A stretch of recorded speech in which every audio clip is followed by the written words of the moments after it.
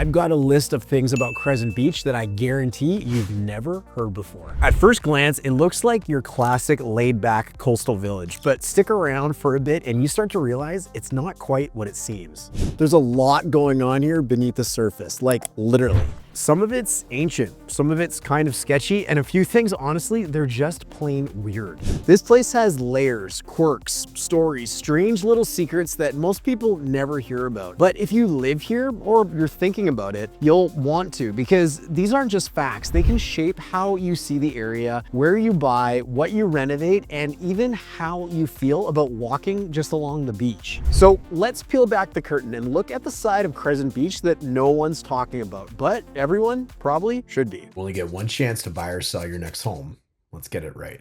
Worth mentioning, my name is Darren, a realtor based right here in South Surrey and White Rock, and I've been helping families buy and sell homes here all the way back since 2007. I've worked with hundreds of people over the years, many of whom we've met right here on this very YouTube channel. So if you're seriously thinking about making a move and want some smart local advice with zero pressure, just real insight, there's a link in the description below to book a time with me or my team, and we'll help you make the right move with confidence. If that sounds good, let's get into the video. So first surprise, do you know what Crescent Beach used to be called?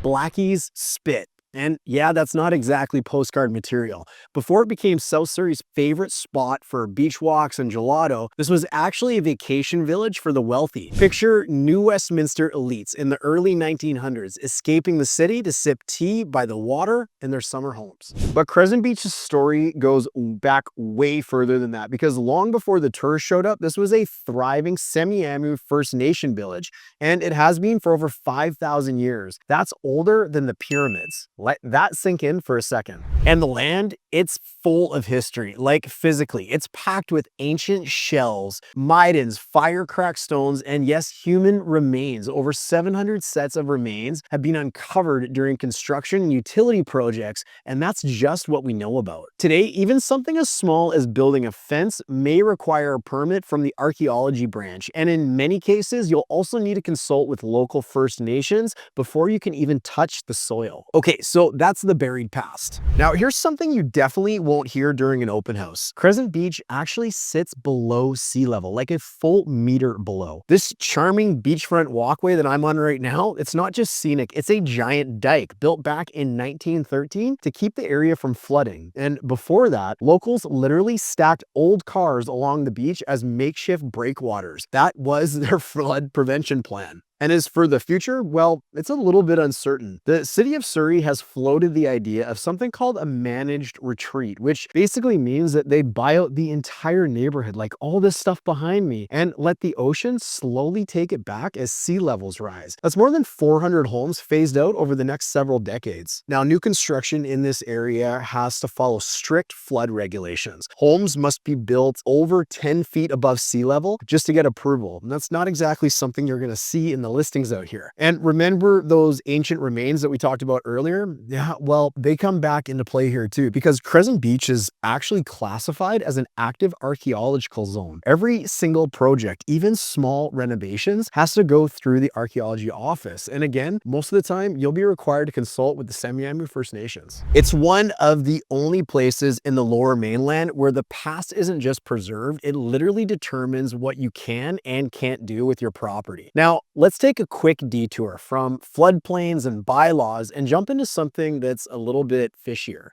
Crescent Beach hasn't always been about paddleboards and sunsets. Back in the early 1900s, this was actually a working beach and surprisingly busy one. It was a hub for oyster farming. Companies like the Olympia Oyster Company and Crescent Oyster Company were based right here. And it all came to a halt in the 1960s when pollution from the Fraser River and rising concerns over paralytic shellfish poisoning wiped the entire industry out. And then there's Camp Alexandra, which you've probably walked past without even realizing what it is. Originally, it was an orphanage camp, and later in the 1940s, it became a fresh air camp, basically a seaside retreat for tired mothers and children from Vancouver's industrial neighborhoods, funded by the city. Literally, it was beach therapy, which is just wild, right? It's just one of those things where if you didn't already know, you'd never guess, but it's all baked into the DNA of this community. Before we move on to the next one, here's a quick tip. If you are thinking of buying a home in Crescent Beach or or anywhere in British Columbia, you're going to want to grab our free PDF, 21 grants and rebates for home buyers. We've pulled together every program we could find, federal, provincial, and even niche local ones, plus tips, links, and quick ways to save money. It's totally free and could save you thousands, so the link is below in the description of this video. All right, back to Crescent Beach.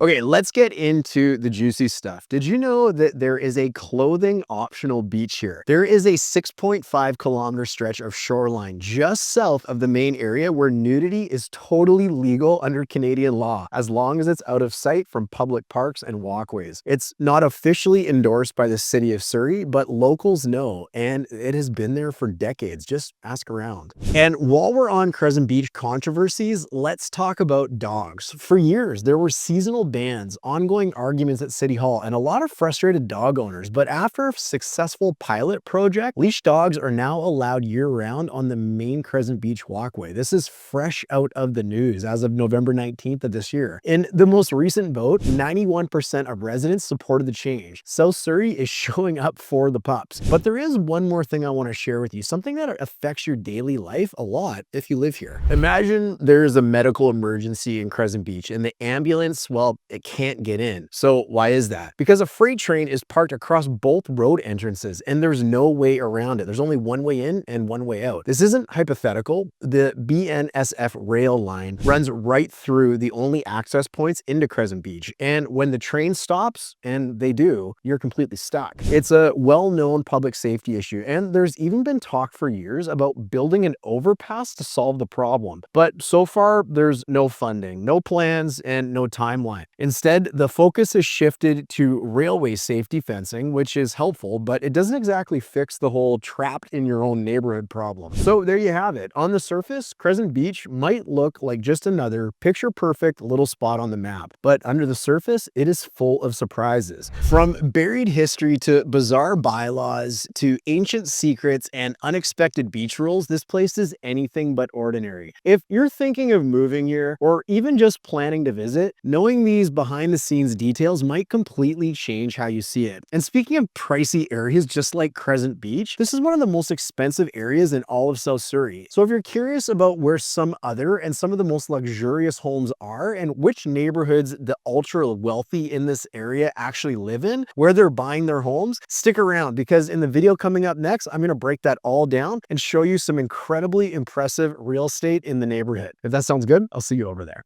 This home behind me is worth more than most people will make in their entire lifetime. And that's because I'm standing in front of the most expensive home in all of White Rock and South Surrey. But here's the thing, it's not even in the most exclusive part of town.